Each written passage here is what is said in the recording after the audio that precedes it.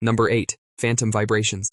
You're in a meeting, your phone is silent, and suddenly, buzz. You reach for your non-existent phone, cheeks flushed with false hope. That phantom vibration is your brain playing an obnoxious prank. Researchers call this phantom ringing, but let's face it, it's phantom vibrating, the ultimate FOMO symptom. Your brain is so wired to expect that tiny buzz of validation that it invents whole sensory experiences out of thin air. Neurologically speaking, your somatosensory cortex is like a hyperactive stage manager. If it doesn't detect a real phone buzz but desperately wants to, it'll orchestrate a full-on performance complete with tingling or pressure on your leg or pocket. Evolutionarily, false alarms were better than missed alarms, better to jump at a false rustle than to ignore the real saber-toothed tiger. Now it means you live in endless anticipation of texts, likes, or email dings even when you've turned notifications off. This misfiring of nerves isn't dangerous, but it does show how dependent you are on external affirmation. Your body is literally begging for virtual attention, even when there isn't any. Pat yourself on the back. Your brain's anxiety-driven PR department just tried to keep you on your toes until you checked your phone and felt mildly mortified. So next time you feel that emergency buzz and realize it's a hallucination. Number 7. Memory editing.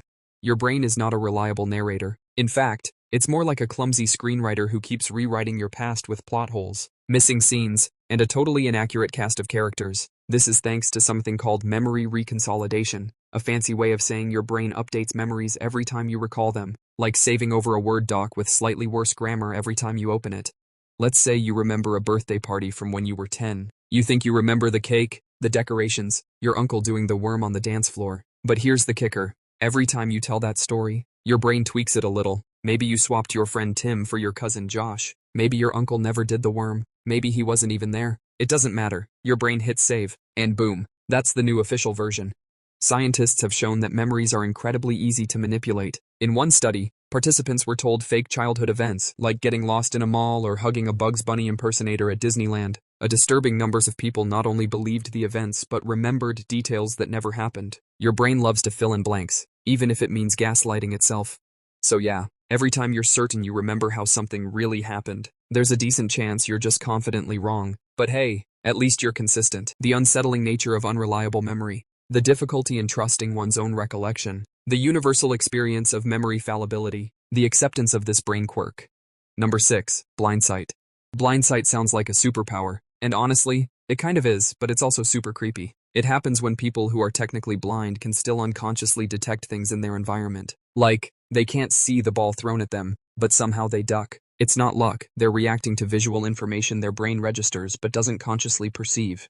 The wild part? Their eyes still work. It's the visual cortex, the part of your brain responsible for actual seeing, that's been damaged. But other parts of the brain, like the superior colliculus, still get enough input to say, hey, something's coming at your face. Move! So your body's dodging danger like a Jedi with a blindfold while your brain sits there screaming, I see nothing. Bam! Even if you have full vision, you still rely on similar unconscious pathways. You might catch a glimpse of a shadow and suddenly feel uneasy. You don't see the threat, but your body tenses up anyway. That's your inner blindsight system going, we don't have time to explain, just trust me. Basically, your brain has a secret underground network of security cameras that your conscious mind can't access, but they'll still pull the fire alarm when something sketchy shows up. Spooky efficiency at its finest, the automatic nature of the response, the protective function of this system, the wonder and complexity of the brain, the commonality of these subtle experiences. Number 5. The Stroop Effect. Try reading the word blue when it's written in red ink. You can do it, but it takes you a second longer, and your brain gets unreasonably annoyed. That annoying delay? It's called the Stroop Effect, and it's the cognitive equivalent of your brain tripping over its own shoelaces. Your brain is amazing at reading. It's too good, actually. So when you see the word blue written in red, your brain reads the word faster than it can process the ink color.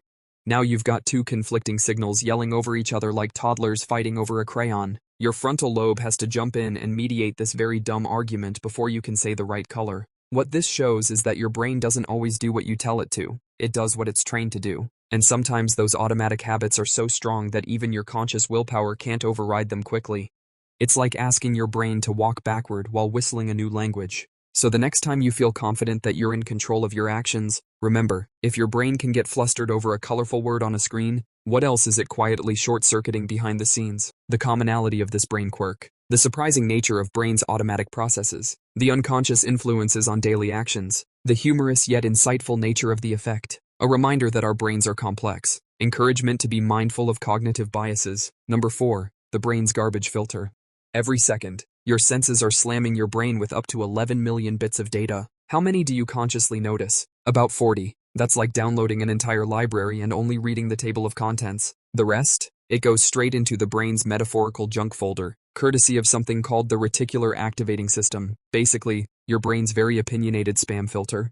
It decides what's worth your time and what can go rot in subconscious storage. It'll notice your name whispered across a noisy room, but it'll ignore the 6,000 background coughs, beeps, and pen clicks happening right beside you. If something's not urgent, emotional, or connected to your goals, the brain just slaps a not important sticker on it and moves on, which sounds efficient, until you realize how much you're missing.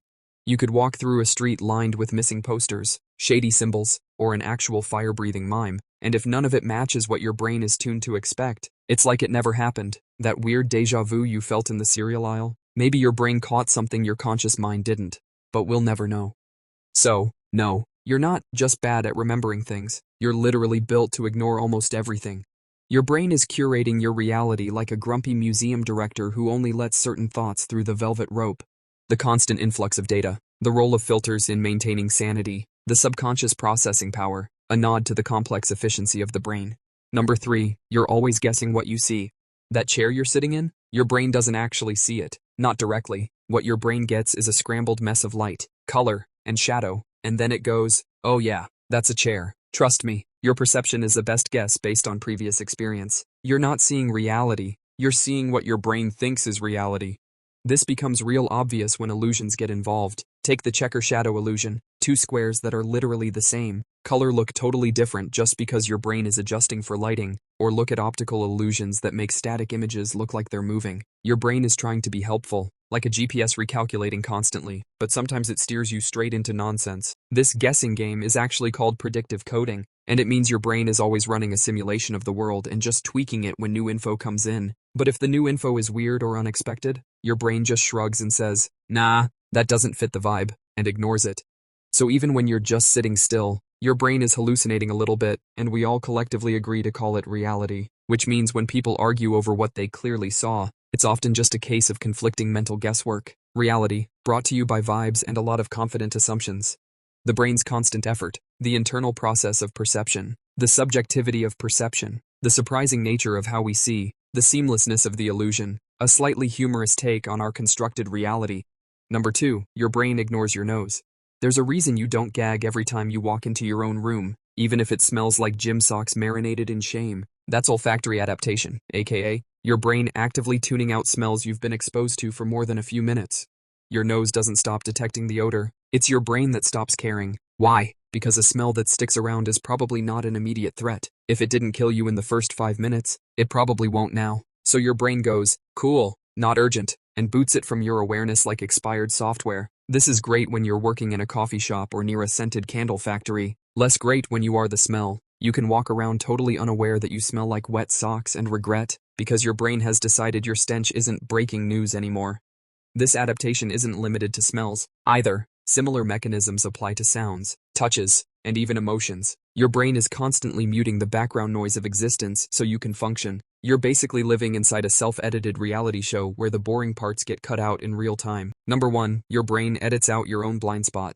Right now, as you're staring at this screen, there's a literal hole in your vision, and you can't see it. Every human eye has a blind spot where the optic nerve connects to the retina, a place where no visual information comes in. But your brain, in its endless need to make you feel like you've got your act together, just makes stuff up to fill in the blank. It doesn't warn you. There's no blinking red dot or caution tape. The brain just pulls data from the surrounding area and smooths it over like Photoshop's healing brush tool. You're not seeing the world as it is, you're seeing a patched-up version of it, complete with imaginary pixels. There are ways to prove this to yourself, like classic blind spot tests where a dot disappears from view when you look at another dot a few inches away. It's not that the dot goes invisible, it's that your brain lies to your face and tells you nothing's missing. The craziest part? Your brain isn't even apologetic about it. It doesn't see this as deception. It's just trying to keep the illusion of a seamless reality intact, like a magician who doesn't think you need to know how the trick works. And to be fair, it's kind of right. If you were constantly aware of your blind spot, you'd probably walk into more doors and have a lot more existential crises.